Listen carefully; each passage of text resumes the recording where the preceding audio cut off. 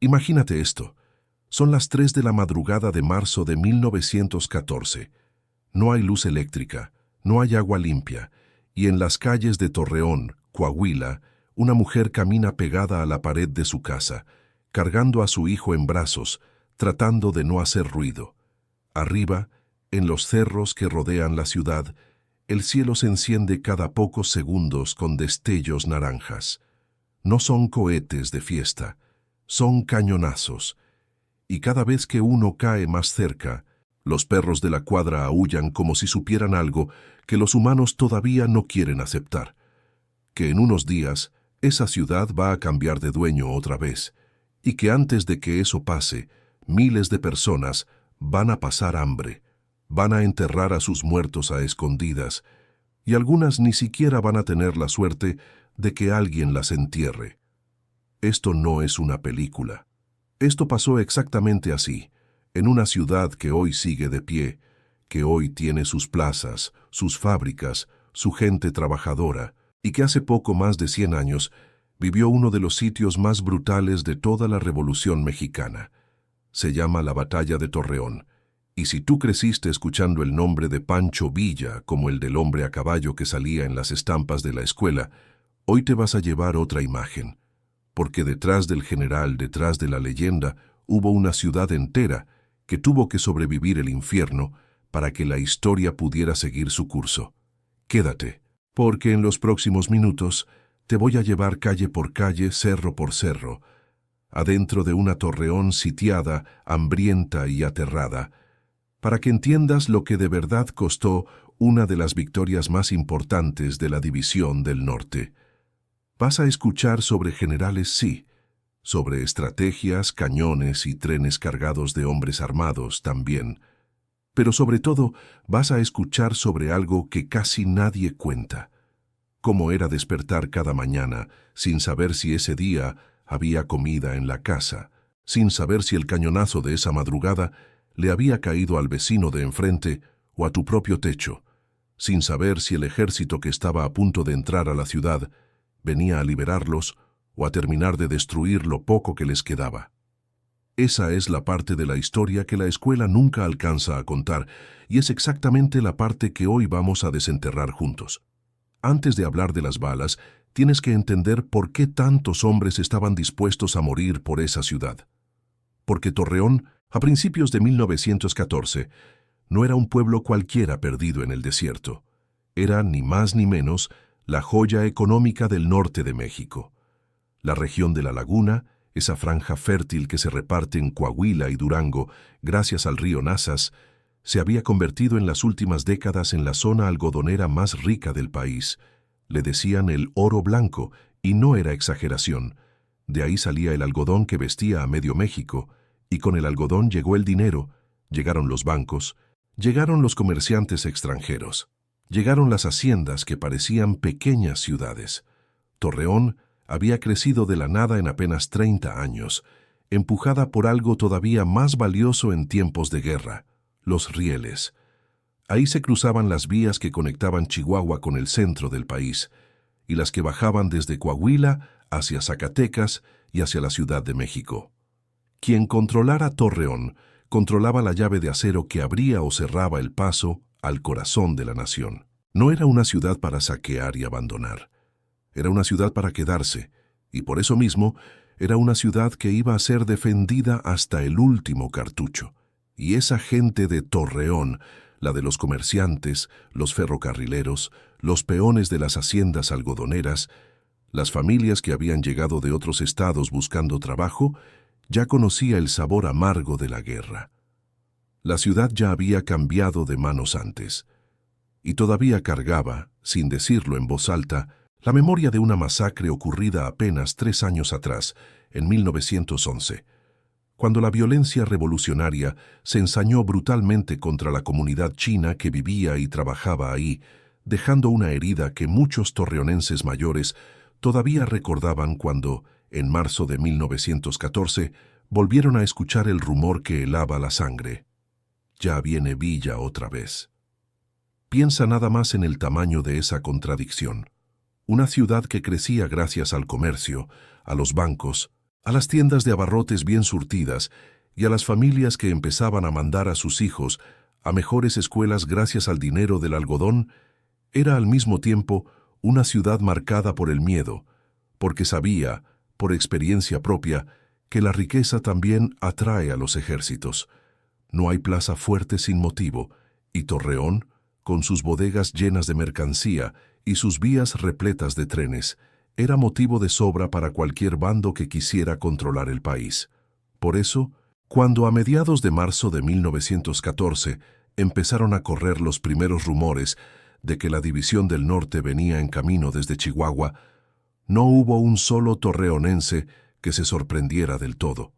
Lo que sí sorprendió, y mucho, fue la velocidad y la contundencia con la que ese rumor se convirtió en realidad. Porque esta no iba a ser la primera vez que Pancho Villa tocaba la puerta de Torreón, y tampoco iba a ser la última, pero sí iba a ser, por mucho, la más sangrienta. Antes de meternos de lleno en los días del sitio, necesito pedirte algo. Si te gusta este tipo de historia real, contada como se debe, sin adornos de telenovela, dale like ahorita mismo y suscríbete al canal. Aquí seguimos desenterrando los episodios que la escuela nos contó a medias, y créeme que lo que viene en los próximos minutos es de lo más fuerte que hemos narrado. Activa la campanita, porque cada semana sacamos un capítulo nuevo de la historia de México que de verdad vale la pena conocer. Ahora sí, volvamos a Torreón, porque el ejército de Pancho Villa ya venía en camino, y nadie en la ciudad estaba preparado para lo que se avecinaba. El 20 de marzo de 1914, un tren cargado de miles de hombres armados llegó silenciosamente hasta la estación de Tlahualilo, en Durango. Adentro de esos vagones no viajaban pasajeros comunes. Viajaba la División del Norte, el ejército revolucionario que Pancho Villa había forjado, con obreros, vaqueros, mineros y campesinos convertidos en soldados, y que ya venía envalentonado tras haber arrasado con las guarniciones federales en Chihuahua meses antes. Tomaron Tlahualilo sin disparar un solo tiro, y luego hicieron algo todavía más audaz. Avanzaron en secreto, escondidos en el mismo tren, hasta la ciudad de Lerdo, en Durango, sin que el ejército federal se diera cuenta de nada. Cuando por fin los federales entendieron lo que estaba pasando, ya era demasiado tarde. Sus puestos de avanzada habían sido destruidos, y las guarniciones de Bermejillo, Tlahualilo y Mapimí salieron corriendo hacia Torreón, cargando el miedo antes que las armas. Imagínate la escena en la ciudad cuando esos soldados derrotados llegaron con la noticia. No llegaba un rumor, llegaba la confirmación de que un ejército de cerca de 18,000 hombres, con más de 30 piezas de artillería, ya estaba a las puertas de Torreón. Del otro lado, defendiendo la plaza, estaba el general federal José Refugio Velasco, un militar experimentado que contaba con poco más de 16,500 hombres y 24 cañones repartidos en los cerros que rodean la ciudad. La Pila, Santa Rosa, de la Cruz, Calabazas, Polvorera, Las Noas y el paso conocido como el Cañón del Guarache. Velasco había aprendido la lección de tomas anteriores. Esta vez no pensaba entregar la ciudad sin pelear cerro por cerro. Fortificó cada altura, colocó su artillería en posiciones dominantes y se preparó para un asedio largo. Lo que él no sabía todavía es que del lado villista venía un hombre que iba a cambiar por completo las reglas del juego. El general Felipe Ángeles, el artillero más brillante de toda la revolución. Y del lado de adentro, en la ciudad, empezó algo que quizás tú mismo, si tienes más de 50 años, hayas escuchado contar alguna vez en tu familia sobre otras guerras. Ese instinto viejo y universal de guardar lo poco de valor que se tiene. Se cuenta que muchas familias enterraron monedas y objetos de plata bajo el piso de tierra de sus casas. Otros escondieron documentos y escrituras entre las paredes. Y no pocos empezaron a sacar a las mujeres y a los niños hacia los ranchos de parientes en las afueras, lejos de las vías del tren, que todos sabían iba a ser el primer blanco de cualquier ataque. Del lado militar, la maquinaria villista funcionaba con una disciplina que sorprendía a quienes todavía imaginaban a la División del Norte como una simple bola de rancheros armados. Villa había aprendido a fuerza de campañas a mover tropas por ferrocarril con una precisión casi quirúrgica, y ahora sumaba a su ejército la pieza que le faltaba, la artillería moderna y bien dirigida que Felipe Ángeles sabía manejar como nadie en el país. Ya en la estación de Bermejillo, Ángeles tomó el teléfono y llamó directamente a Velasco. Le pidió, de militar a militar, que entregara la plaza para evitar un derramamiento de sangre inútil. Fue un gesto casi caballeroso en medio de una guerra que ya no tenía nada de caballeroso. Velasco se negó, y entonces, según se cuenta, el propio Pancho Villa tomó la bocina del teléfono. Nadie sabe con exactitud qué palabras cruzaron esos dos hombres en ese momento, pero lo que sí sabemos es que después de esa llamada ya no hubo más negociación posible. Solo quedaba la guerra. Y mientras tanto, la gente de Torreón, empacando lo poco que se podía cargar, escondiendo el dinero y las joyas bajo el piso de tierra, tapiando ventanas con lo que encontraban y rezando para que sus casas no quedaran justo en la línea de fuego entre dos ejércitos que estaban a punto de destrozarse entre los cerros que hasta hace poco solo servían para que los niños subieran a volar papalotes. La batalla por Torreón no se decidió en las calles del centro, al menos no al principio. Se decidió cerro por cerro, en un terreno seco y pedregoso, donde cada elevación se convirtió en una trinchera de muerte. Villa entendió rápido que atacar la ciudad de frente, contra una plaza fuertemente artillada, era mandar a sus hombres al matadero. Así que cambió de estrategia. En lugar de lanzarse contra el centro, empezó a tomar, uno por uno, los pueblos y posiciones que rodeaban Torreón, apretando el cerco como quien cierra un puño lentamente. El 23 de marzo cayó Lerdo. 2 días después, el 25 de marzo, cayó Gómez Palacio, otro punto clave de la región lagunera. Con esas dos plazas en su poder, Villa ya tenía el terreno para empezar a bombardear directamente la ciudad. Fue justo en esos días cuando Felipe Ángeles escribió a Carranza, el jefe máximo del movimiento constitucionalista, unas palabras que hoy suenan casi proféticas. Dijo estar encantado con los jefes de esas tropas, y en especial con Villa, a quien describió como un buen general y sobre todo como un hombre de gran corazón. Era la primera vez que estos dos personajes, tan distintos entre sí, peleaban codo a codo, y ya se admiraban. Pero mientras los generales se escribían cartas elogiosas, en los cerros los soldados de ambos bandos se mataban a plena luz del día y en la oscuridad más cerrada. Los ataques directos de Villa contra la Plaza Fuerte fueron rechazados una y otra vez.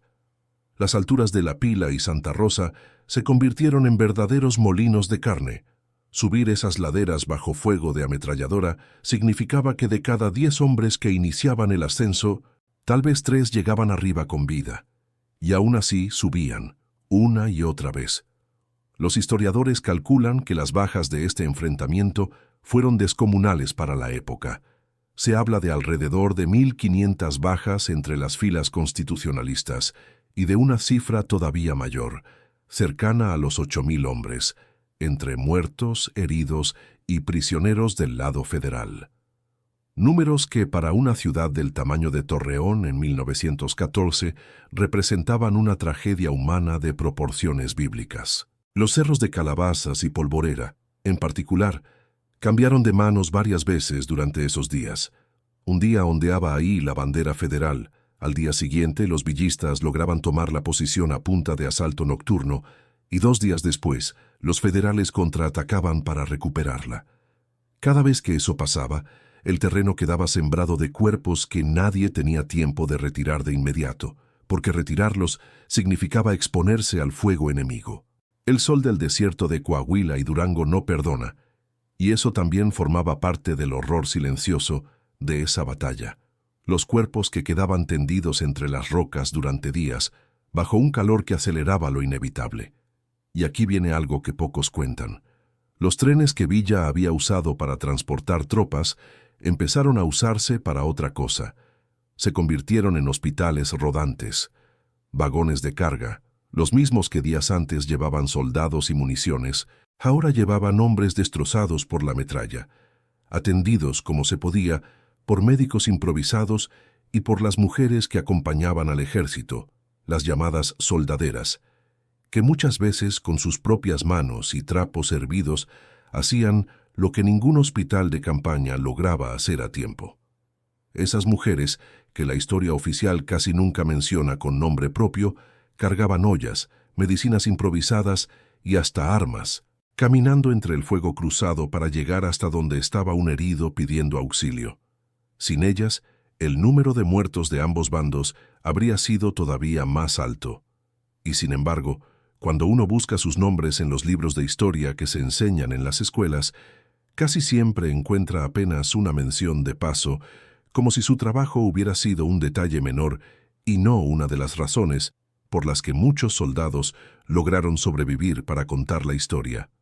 Y mientras los cerros ardían, adentro de la ciudad, la vida cotidiana de los torreonenses se había convertido en algo que ningún vecino hubiera imaginado apenas un mes atrás. Aquí es donde la historia deja de ser solo de generales y cañones, y se convierte en la historia de la gente común. Porque mientras Villa y Velasco se disputaban los cerros, adentro de Torreón, miles de familias vivían encerradas en un pueblo que ya no tenía comida suficiente, ni agua limpia, ni forma de saber si iban a amanecer vivos. Los comercios cerraron desde los primeros días del sitio.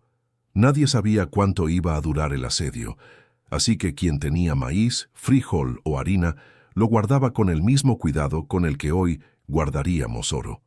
Los precios de lo poco que quedaba en circulación se dispararon de un día para otro. Y cuando el dinero ya no alcanzaba, la gente empezó a cambiar lo que fuera: ropa, herramientas, hasta muebles, por un puñado de tortillas. El bombardeo no respetaba horarios. Podía caer un cañonazo a mediodía, mientras una mujer tendía la ropa en el patio, o a las 4 de la madrugada, tumbando el silencio de golpe y dejando a familias enteras rezando abrazadas en el rincón más alejado de las ventanas. Muchas casas de adobe simplemente no aguantaban el impacto de la artillería pesada y el resultado era tan crudo como suena: familias que perdían el techo y, en los peores casos, familias que perdían a alguno de los suyos sin siquiera haber tomado un arma. Las calles, cuando alguien se atrevía a salir, contaban su propia historia de terror.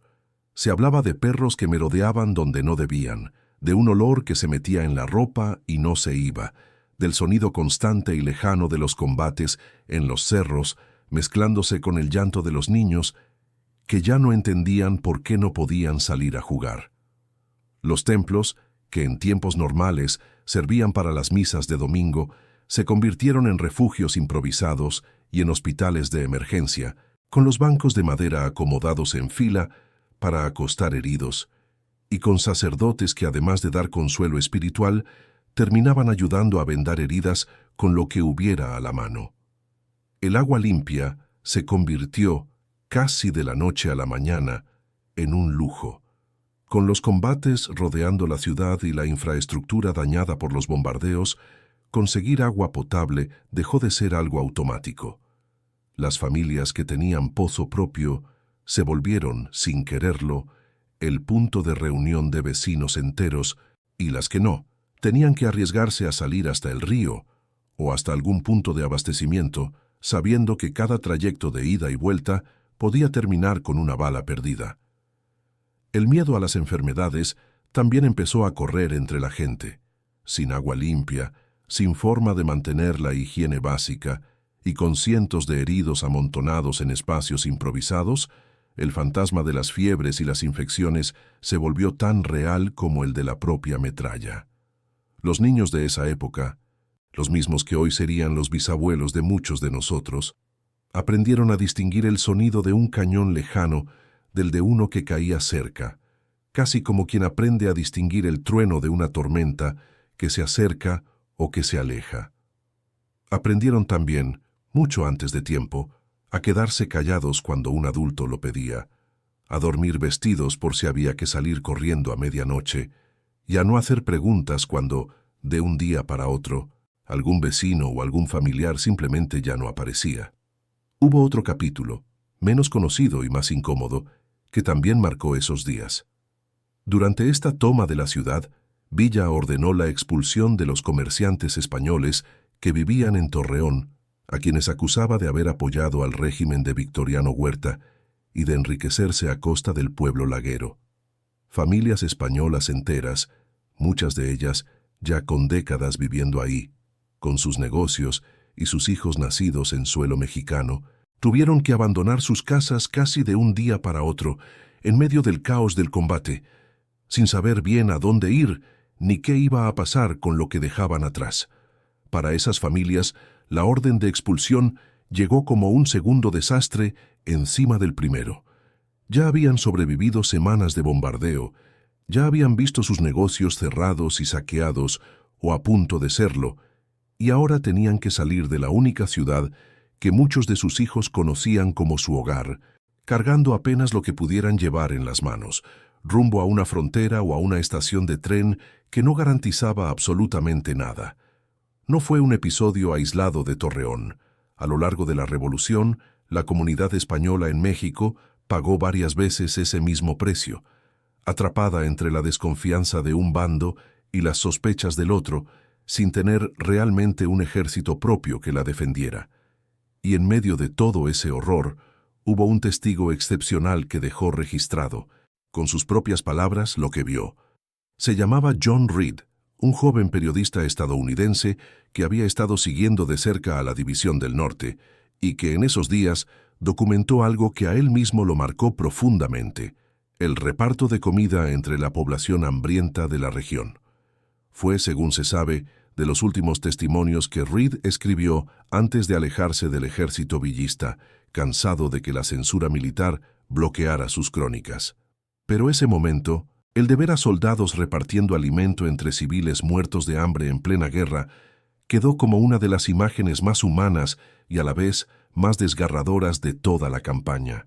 Porque así era la guerra de verdad. No solo hombres a caballo cargando con el sombrero en alto. Era hambre, era miedo, era una ciudad entera aguantando la respiración, esperando a ver quién ganaba, porque de eso dependía si mañana había comida, si mañana el negocio de la familia seguía en pie, o si mañana amanecían con otro dueño en el poder y otra bandera ondeando sobre el palacio municipal. Para finales de marzo, la situación dentro de Torreón ya era insostenible desde cualquier ángulo que se le viera. El general Velasco seguía resistiendo con una tenacidad que hasta sus enemigos reconocieron.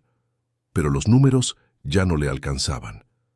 Sus hombres llevaban días peleando sin descanso. La munición empezaba a escasear, y los refuerzos que esperaba desde el centro del país nunca llegaron a tiempo. El 2 de abril la batalla llegó a uno de sus momentos más intensos. Por la mañana, los villistas se apoyaron en la presa de El Coyote y en el cerro de la Polvareda para seguir presionando las defensas federales. Por la tarde, el ejército federal intentó, con lo que le quedaba de fuerzas, retomar el cerro de las Calabazas, en un último intento desesperado por revertir el curso de la batalla. No lo logró. Esa misma noche, el general Velasco tomó la decisión más difícil de su carrera militar. Con la falta de personal ya imposible de ocultar, ordenó la evacuación de la plaza de Torreón. Imagínate ese momento, la orden corriendo entre oficiales agotados, soldados heridos siendo cargados hacia los últimos trenes disponibles, y una ciudad que, sin saberlo todavía del todo, estaba a punto de amanecer bajo una nueva bandera. Para las familias que llevaban casi 2 semanas encerradas, escuchando el estruendo de los cañones día y noche, esa madrugada del 2 al 3 de abril de 1914 debió sentirse distinta a todas las anteriores. Algunos dicen que el silencio, cuando por fin llegó, asustaba casi tanto como el ruido de los cañonazos, porque un silencio así, después de tantos días de guerra, solo podía significar una de dos cosas: que todo había terminado, o que estaba a punto de empezar algo todavía peor. Del lado federal, la retirada nocturna tuvo su propia tragedia silenciosa. Miles de soldados, muchos de ellos heridos, tuvieron que moverse en plena oscuridad rumbo a Saltillo, dejando atrás posiciones, equipo y, en algunos casos, a compañeros demasiado graves para ser trasladados. No es difícil imaginar la escena. Oficiales dando órdenes en voz baja para no delatar el movimiento, soldados cargando a otros soldados sobre los hombros y el eco distante de la ciudad que dejaban atrás, todavía humeante por los últimos combates de esa tarde. Para un ejército que semanas antes se sentía seguro detrás de sus cerros fortificados, esa retirada representaba algo más que una derrota militar. Era la confirmación de que el poder en el norte de México ya no era el mismo. El 3 de abril de 1914, las tropas de la División del Norte entraron finalmente a Torreón, no como una turba desbocada buscando saqueo, sino, al menos en el papel, como un ejército que llegaba a instalar un nuevo orden. Pancho Villa, siguiendo las instrucciones de Venustiano Carranza, procedió a nombrar a las nuevas autoridades civiles y militares de la ciudad. La bandera cambiaba de manos por tercera vez en apenas unos años, y esta vez todo indicaba que el control constitucionalista había llegado para quedarse una temporada más larga. Para la gente que había sobrevivido el sitio, ese día trajo una mezcla extraña de alivio y de incertidumbre. Alivio, porque por fin dejaban de caer los cañonazos, porque por fin se podía salir a la calle sin sentir que el siguiente paso podía ser el último. Incertidumbre, porque nadie sabía todavía qué tan diferente iba a ser la vida bajo el mando villista, ni qué represalias podía haber contra quienes habían tenido, o se les acusaba de haber tenido, simpatías con el régimen que acababa de caer.